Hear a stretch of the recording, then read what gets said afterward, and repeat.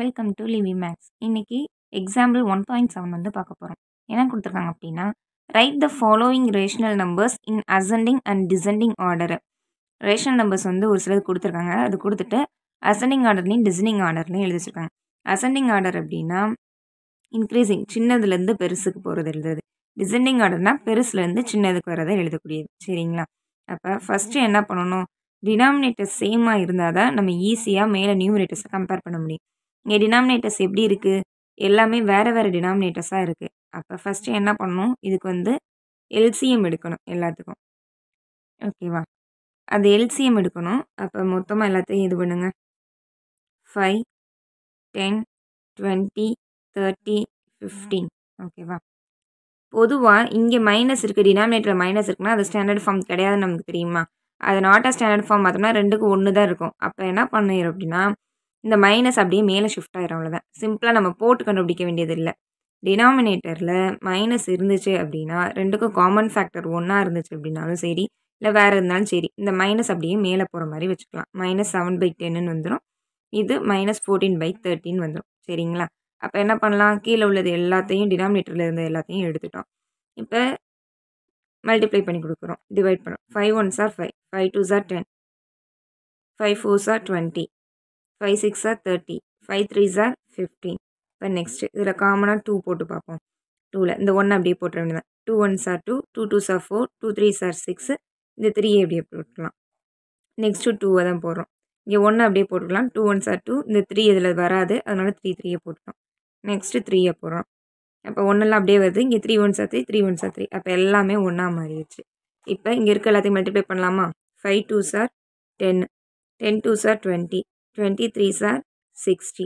அப்போ எல்சிஎம் என்னன்னு கண்டுபிடிச்சிட்டோம், 60ன்னு நம்ம கண்டுபிடிச்சிட்டோம். இப்போ என்ன பண்ணலாம், இந்த எல்சிஎம் 60 கொண்டு போய் இங்கே இருக்கக்கூடிய ஒவ்வொன்றோடையும் மல்டிப்ளை பண்ணி கொடுக்கலாம். அப்போ ஃபஸ்ட்டு என்ன இருக்குது, -3/5, -3/5 இன்ட்டு பை ஈக்குவல் டு பைன்னு போட்டுக்கோங்க. ஃபஸ்ட்டு கீழே என்ன வரணும், டினாமினேட்டர் என்னவா மாற்றணும், 60யாக மாற்றணும். அப்போ எதை மல்டிப்ளை பண்ணுறப்ப 60 வரணும்னு பார்க்கணும். டேரெக்டாக உங்களுக்கு டேபிள் தெரிஞ்சுட்டா ஈஸி, அப்படியே போட்டுடலாம். இல்லை மேபி ஏதோ ஒரு பெரிய நம்பர் டேபிள் தெரில அப்படின்னா எப்படி கண்டுபிடிக்கலாம்னா, இந்த நம்பரை, இங்கே இருக்கக்கூடிய நம்பரை இதெல்லாம் டிவைட் பண்ணோம்னா இங்கே என்ன நம்பர் வரும்னு கண்டுபிடிச்சிடலாம். ஓகேவா? 60 / 5, 5 1s are 5, balance 1, 5 2s are 10, அப்போ 12. அப்போ இது ரெண்டை மல்டிப்ளை பண்ணுறப்ப இது கிடைக்கும்னு கண்டுபிடிச்சிட்டோம். அவ்வளோதான். இதிலேருந்து இந்த 5 டிவைட் பண்ணோன்னா இங்கே என்ன நம்பர் வரும்னு கண்டுபிடிச்சிடலாம். இப்போ 12 5s are 60. அப்போ இங்கே டினாமினேட்டரில் வரதை நியூமரேட்டரில் போடுவோமா? நம்ம 12 3s are என்ன வரும், 36 வரும். இங்கே மைனஸ் இருக்கனால மைனஸ் இன்ட்டு ப்ளஸ் -36ன்னு கண்டுபிடிச்சிட்டோம். நெக்ஸ்ட்டு செகண்ட் என்ன இருக்குது, இந்த 7/-10 தான் நம்ம எப்படி கன்வெர்ட் பண்ணிட்டோம், அது இன்ட்டு -1 போட்டு நம்ம என்ன மல்டிப்ளை பண்ணாலும் டினாமினேட்டர் உள்ள ஸ்டாண்டர்ட் ஃபார்மாக மாற்றும் போது இங்கே கீழே இருக்கக்கூடிய மைனஸ் மேலே போகும். அதை தான் நம்ம -7/10ன்னு போட்டிருக்கோம். அப்போ -7/10. இதுவும் அதே மாதிரி /16 போட்டு 10 6s are 16 தெரியும், அந்த 6 மேலே போட்டோம். Minus into plus minus 7 6s are 42. ஓகேவா? இப்போ அதுவும் எழுதிட்டோம். -42/60. நெக்ஸ்ட்டு தேர்ட் என்ன இருக்குது, -15/20. இதுவும் அதே மாதிரி 60 23s are என்ன தெரியும், 16 தெரியும், அந்த 3 மேலே போட்டோம். Minus into plus minus 15 3s are என்ன வரும், 45. ஓகேவா? அப்போ -45/16 கண்டுபிடிச்சிட்டோம். நெக்ஸ்ட்டு ஃபோர்த் ஒன் என்ன இருக்குது, -14/30. டினாமினேட்டரில் மைனஸ் இருந்துச்சு அப்படின்னா மேலே ப்ளஸ் இருந்தால் அந்த மைனஸ் மேலே போய்க்கலாம். -14/30. அதே மாதிரி /16 போட்டு 30 2s are 60, 14 2, 4 2s are 8, 2 1s are 2. இப்போ minus into plus minus 14 2s are 28. அப்போ -28. நெக்ஸ்ட் லாஸ்ட் என்ன இருக்குது, -8/15. -8/15. 15 இருக்கா, 15 4s are என்ன வரும், 60 வருமா? இப்போ மேலே அதே 4 minus into plus minus 8 4s are 32. அப்போ -32/16 போட்டுட்டோம். இப்போ என்ன பண்ணிட்டோம், எல்சிஎம் கண்டுபிடிச்ச டினாமினேட்டரை வச்சு அதுக்கப்புறம் என்ன பண்ணோம், அது ஓன்லேயும் சப்ஸ்டியூட் பண்ணி கண்டுபிடிச்சிட்டோம். இப்போ அது எல்லாத்தையும் வரிசையாக எழுதிட வேண்டியதான். -36/60, -42/60, -45/60, -28/60, -32/60 எழுதிட்டோமா?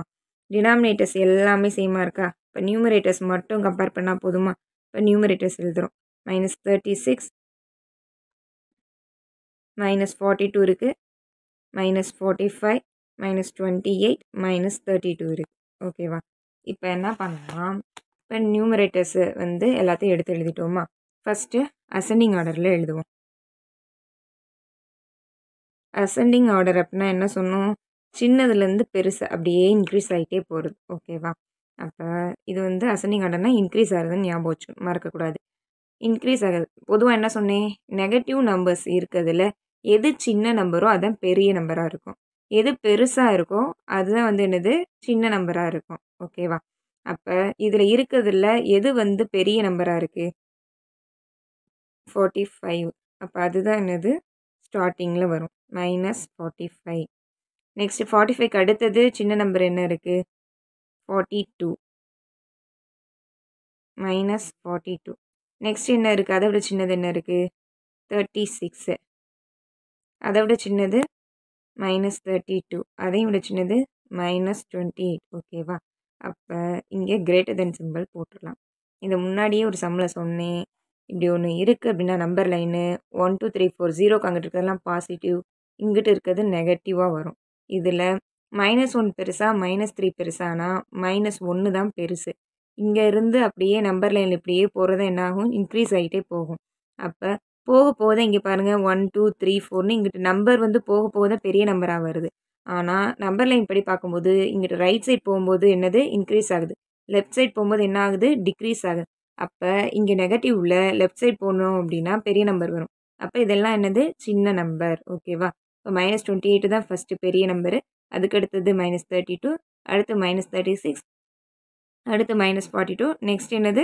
-45. அவ்வளோதான். இப்போ அசெண்டிங் ஆர்டர் எழுதிட்டோம். அசெண்டிங் ஆர்டர் கண்டுபிடிச்சிட்டாலே நமக்கு டிசெண்டிங் ஆர்டர் என்ன ரொம்ப ஈஸியாக போயிடும். டிசெண்டிங் ஆர்டர் அப்படிங்கிறது பெருசுலேருந்து சின்னது அப்படியே எழுதக்கூடியது. ஓகேவா? பெருசுலேருந்து சின்னதாக இருக்குது. அப்போ இதை அப்படியே திருப்பி போட்டு எழுதிட வேண்டியதான். அந்த -28 அந்த இது இருக்குல்ல, பெருசுலேருந்து -28, -32, -36, -42, -45. ஆனால் இங்கே போடுறப்ப எப்படி போடுவோம் அப்படின்னா சிம்பிள் அப்படியே தான் திருப்பி போகிறோம். அவ்வளோதான். பெருசுலேருந்து சின்னதாக இது பண்ணியிருக்கோம். சிம்பிள் வந்து எப்போவும் கன்ஃபியூஸ் ஆகக்கூடாது. சின்னதாக இருக்க பக்கம் சின்ன நம்பர், பெருசாக இருக்க பக்கம் தான் பெரிய நம்பர்னு அர்த்தம். சரியா? அசெண்டிங் ஆர்டர் கண்டுபிடிச்சிட்டா அதை அப்படியே திருப்பி போட்டு சிம்பிளை மாற்றி போடுறோம். பார்த்தீங்களா? திருப்பி போடுறோம். அவ்வளோதான். அதுதான் டிசைனிங் ஆர்டர் அப்படிங்கிறது. ரொம்ப சிம்பிளான சம். இதை என்ன பண்ணலாம்? இதை கொண்டு போய் அப்படியே கொஸ்டினில் சப்ஸ்டியூட் பண்ணி எழுதிக்கலாம். இந்த -3/5, 7/10 அப்படின்னு இருந்துச்சுல, இதில் அசெண்டிங் ஆர்டர் அண்ட் டிசெண்டிங் ஆர்டரில் எழுதணும். எழுதுகிறப்ப இப்போ அசெண்டிங் ஆர்டர் அப்படின்னு சொல்லி பார்த்தோம் அப்படின்னா அசெண்டிங் ஆர்டர் -45. 45 எதில் வருது? -45 -15/20 வருதா? அதை எழுதணும். -15/20. நெக்ஸ்ட் என்ன இருக்குது? -42. -42 எதில் வருது? -7/10. -7/10. அடுத்தது -36. -36 எதில் வருது? -3/5. நெக்ஸ்ட் என்ன இருக்குது? -32. -32 எதில் வருது? -8/15. நெக்ஸ்ட்டு -28. -28 எதில் வருது? -14/30. அதை டிசைனிங் ஆர்டரில் திரும்ப கொஷின் ஃபார்மேட்டில் எழுதுறோம். இதை அப்படியே திருப்பி போட்டு எழுத வேண்டியது. -14/30, -8/15, -3/5, -7/10, -15/20. அவ்வளோதான் முடிஞ்சு. ரொம்ப சிம்பிளான சம்மு. சரியாப்பா? என்ன அப்படின்னா ஒரு இதை கொடுத்துருக்காங்க அப்படின்னா நிறையா ரேஷனல் நம்பர்ஸ் கொடுத்துட்டாங்க அப்படின்னா டினாமினேட்டர் சேமாக இல்லை அப்படின்னா ஃபஸ்ட்டு ஸ்டாண்டர்ட் ஃபார்மில் இருக்கான்னு பார்க்கணும். ஸ்டாண்டர்ட் ஃபார்மில் இல்லை அப்படின்னா அந்த ஸ்டாண்டர்ட் ஃபார்மாக மாற்றணும். இதில் ஸ்டாண்டர்ட் ஃபார்மாக மாற்றணும் அப்படின்னா இந்த நெகட்டிவ் வந்து மேலே போயிடும். இது 2 லைன். அதுக்கப்புறம் என்ன பண்ணலாம்? டினாமினேட்டர் எல்லாத்தையும் எடுத்து எல்சிஎம் கண்டுபிடிக்கிறோம். அந்த எல்சிஎம் கொண்டு போய் ஒவ்வொன்றா கொஷினில் போட்டு என்ன பண்ணிட்டோம்? ஒரு இதை கண்டுபிடிச்சிட்டோம். டினாமினேட்டர் எல்லாத்தையும் சேமாக மாற்றிட்டோம். நியூமரேட்டர் மட்டும் கம்பேர் பண்ணுறோம். நெகட்டிவாக இருந்துச்சு அப்படின்னா சின்ன நம்பர் வந்து பெரிய நம்பராக இருக்கும், பெரிய நம்பர் வந்து சின்ன நம்பராக இருக்கும். சரிங்களா? அசெண்டிங் ஆர்டர் அப்படிங்கிறது சின்ன நம்பர்லேருந்து பெரிய நம்பருக்கு எழுதக்கூடியது. அதை எழுதிட்டோம். பெரிய பக்கமாக இருக்கிறது வந்து ஓப்பன் டைப்பில் இருக்கிறது பெரிய நம்பர், சின்னதாக இருக்கிறது பக்கம் வந்து சின்ன நம்பராக வரும். டிசெண்டிங் ஆர்டர் அப்படிங்கிறது அசெண்டிங் ஆர்டர் அப்படியே திருப்பி எழுதுறது தான் டிசெண்டிங் ஆர்டர். அப்படியே லாஸ்ட்லேருந்து அப்படியே எழுதிட்டு வருவோம், சிம்பிளை மாற்றிருப்போம். அதான் டிசெண்டிங் ஆர்டர். இது வந்து பெருசுலேருந்து சின்னதுக்கு போகிறது. ஃபஸ்ட்டு நம்ம வந்து கண்டுபிடிச்ச எல்சிஎம் வச்சு கண்டுபிடிச்சதில் எல்லாத்துலேயும் அப்ளை பண்ணி போட்டோம். லாஸ்ட்டாக கொஷினில் வந்து என்ன இருக்கோ இதை அப்படியே கம்பேர் பண்ணி கொஷினில் எந்த நம்பருக்கு அது வருது அப்படின்னு சொல்லி எழுதிட்டோம். அவ்வளோதான். ரொம்ப சிம்பிளான கான்செப்ட்ப்பா. புரிஞ்சுக்கிட்டே ரொம்ப ஈஸி எல்லா சம்முமே போடுறது. நம்ம சேனலை லைக் பண்ணுங்கள், சப்ஸ்கிரைப் பண்ணுங்கள், பெல் ஐக்கானை மறக்காமல் ப்ரெஸ் பண்ணிடுங்க.